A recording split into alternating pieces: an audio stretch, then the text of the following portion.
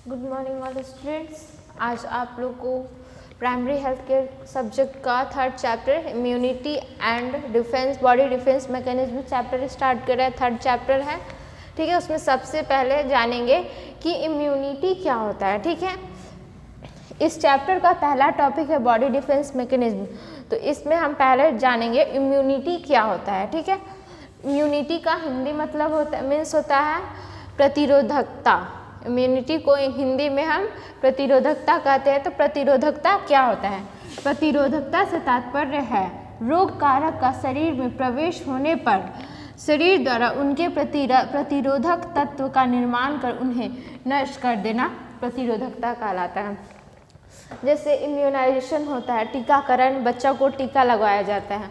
तो जो टीका जैसे लगवाया जाता है तो उसमें शरीर के अंदर जीवाणु को प्रवेश कराया जाता है। बच्चे में शरीर के अंदर जीवाणु को प्रवेश कराया जाता है ताकि बच्चे में उस बीमारी से लड़ने की क्षमता उत्पन्न हो। इसके लिए उसको इम्यूनाइजेशन के थ्रू टीका में जीवाणु प्रवेश कराया जाता है। तो वही आपको जो हमारे अंदर उस जीवाणु से लड़ने के लिए जो क्षमता उत्पन्न होती है उसको हम इम्यूनिटी कहते हैं, ठीक है। तो फिर है उसके बाद बॉडी डिफेंस मैकेनिज्म यानी शारीरिक रोग प्रतिरोधक क्षमता क्या है? शारीरिक रोग प्रतिरोधक क्षमता यानी शरीर को रोग से लड़ने वाली क्षमता किसे कहते हैं? तो उसी को एक्सप्लेन किया है। व्यक्ति के शरीर में शरीर की रोगाणुओं से लड़ने की क्षमता को ही शारीरिक रोग प्रतिरोधक क्षमता कह रहे हैं, ठीक है ना। शारीरिक यानी व्यक्ति का शरीर में रोग से लड़ने की क्षमता को शारीरिक रोग प्रतिरोधक क्षमता यानी बॉडी डिफेंस मैकेनिज्म कहते हैं। फिर उसके बाद है इम्यूनिटी कंसेप्ट। आपको इम्यूनिटी क्या होता है ये पता चल गया। फिर उसके बाद से बॉडी डिफेंस मैकेनिज्म क्या होता है ये भी पता चल गया। अब आया इम्यूनिटी कंसेप्ट यानी रोग प्रतिरोधक क्षमता जो है उसकी अवधारणाएं क्या है, यानी किस उसको इम्यूनिटी को कैसे बताया, उस इम्यूनिटी की अवधारणा क्या है, ठीक है। तो मानव के शरीर की रोग प्रतिरोधक क्षमता का निर्धारण एंटीजन व एंटीबॉडी की क्रिया द्वारा होती है, ठीक है। तो जो हमारे शरीर में रोग प्रतिरोधक क्षमता होती है वो उनका निर्धारण दो चीज़ से होता है, एक एंटीजन और एक एंटीबॉडी के क्रिया द्वारा। तो जानेंगे कि एंटीजन क्या होता है। तो एंटीजन वह बाहरी पदार्थ जो हमारे शरीर में प्रवेश करता है, प्रवेश करने के बाद उसके अगेंस्ट में, उसके विरोध में उसको नष्ट करने के लिए हमारे अंदर एंटीबॉडी के निर्माण में सहायक करता है, उसको हम एंटीजन कहते हैं। वही दिया है, एंटीजन वह पदार्थ है जो बाहरी तत्व के रूप में व्यक्ति के शरीर में प्रवेश करते हैं। या तो फिर हम इसको टीका जो लगवाया जाता है तो उसमें टीका में जो हम वैक्सीन दिया जाता है, टीका में बच्चे को वैक्सीन दिया जाता है, जो वैक्सीन दिया जाता है उस वैक्सीन को हम एंटीजन कह सकते हैं, ठीक है।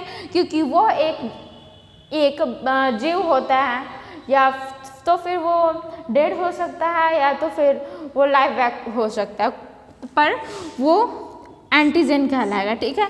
कोई भी बाहरी पदार्थ जो हमारे शरीर में प्रवेश करने के बाद उससे लड़ने की क्षमता प्रदान कराने के लिए एंटीबॉडीज़ का निर्माण करने में सहायक हो वो एंटीजन कहलाता है, ठीक है। तो फिर उसके बाद आया एंटीबॉडीज़ क्या होता है। एंटीबॉडीज़ यह इम्यूनोग्लोबिन कहलाता है, ठीक है। बच्चा जब जन्म लेता है उस वक्त बच्चे में दो तरह के इम्यूनिटी प्रेजेंट होते हैं, इम्यूनिटी प्राप्त रहते हैं जन्म से पहले। एक होता है IgA और IgM होता है। IgG होता है और IgA होता है।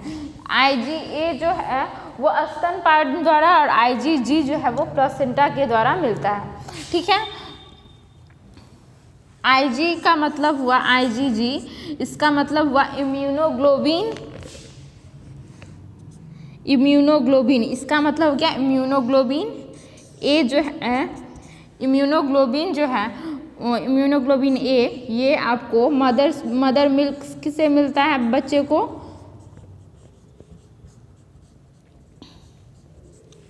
और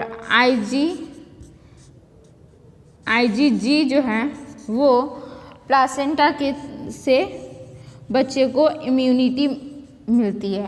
ठीक है, ऐसे इम्यूनोग्लोबिन IgG होता है, IgM होता है, IgGE होता है, फिर IgE भी होता है। 4 तरह का इम्यूनोग्लोबिन होता है, जिसमें ये जो है वो माँ के द्वारा मिलता है। ठीक है, तो एंटीबॉडीज़ क्या होता है? तो एंटीबॉडीज़ जो है वो एक प्रकार का इम्यूनोग्लोबिन है जो कि शारीरिक प्रोटीन से बने होते हैं। ठीक है, इम्यूनोग्लोबिन जो एंटीबॉडीज जो है वो शारीरिक प्रोटीन से बने हुए होते हैं। ठीक है, फिर इनका निर्माण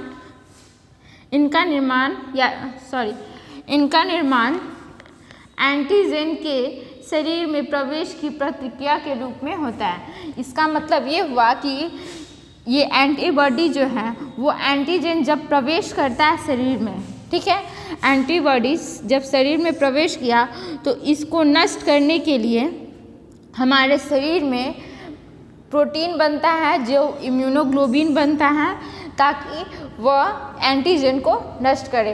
तो वही कहा गया है इसमें, इसका निर्माण यानी एंटीबॉडीज़ का निर्माण शरीर में प्रवेश की यानी एंटीजन के शरीर में प्रवेश की प्रतिक्रिया के रूप में होता है।